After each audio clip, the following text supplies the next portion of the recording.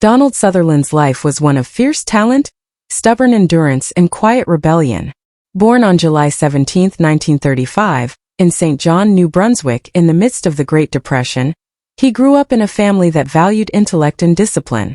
His father, Frederick, managed the city's power and transport systems, while his mother, Dorothy, taught mathematics. His Scottish grandfather had been a minister, and that blend of logic, order, and moral gravity shaped him early on. Childhood was simple until illness nearly destroyed him.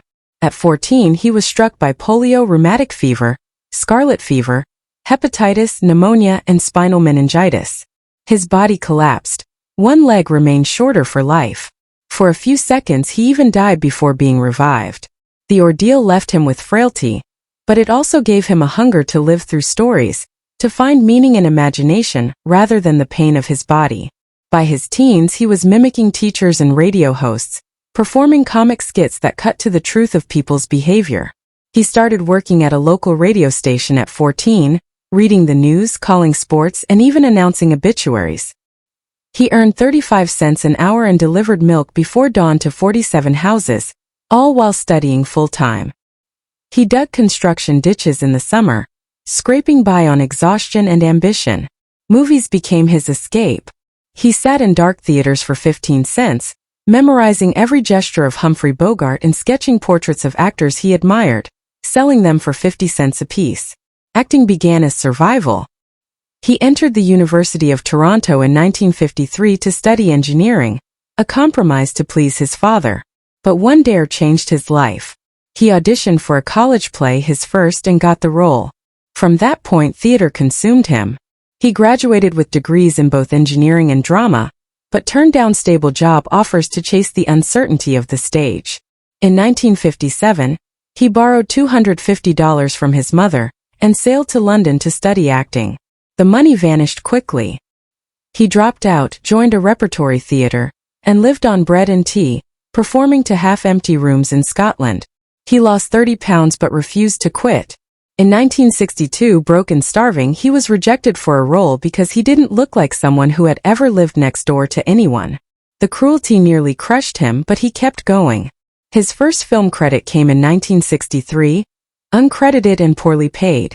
The next year, he took on 3 roles, including one in drag, in Castle of the Living Dead. It was absurd but necessary. Then came the Bedford incident in 1965, and suddenly he was acting beside Sidney Poitier. But his break came from a moment of chance. On the set of The Dirty Dozen in 1967, when another actor refused a comedic scene, the director pointed to him and said, "You with the big ears, you do it." Sutherland improvised, stole the scene, and caught the attention of producers who later cast him in MASH star. That film made him a star, even as it made enemies among the military for its anti-war stance. He clashed with the director, felt alienated on set, yet on screen he was mesmerizing. Through the 1970s, Sutherland's work burned with rebellion and risk. He played everything from killers to lovers, often blurring the line between performance and protest. On the set of Clute with Jane Fonda, he fell into an affair that lasted 18 months. It ended in heartbreak but also forged a political partnership. Together they led anti-war rallies and toured military bases, performing for soldiers through the FTA, Free the Army show. The FBI and NSA labeled him a threat. Nixon's administration banned their documentary. The danger was real. Death threats followed. He fled briefly to Canada, but he refused to back down. His roles deepened with pain. In Don't Look Now, 1973, his love scene with Julie Christie was so intimate it ignited rumors that it was real. In 1900, he played a fascist so depraved the performance repulsed audiences and fascinated critics decades later. His physical dedication was legendary. He starved for roles, gained weight for others, shaved his head, grew it long, bleached it white. He never cared about vanity, only truth. But his personal life fractured. His marriage to Shirley Douglas, with whom he had twins, Kiefer and Rachel, ended as his career soared. His absences became a wound that never fully healed. He married again to Francine Rosset in 1972, and stayed with her for more than 50 years.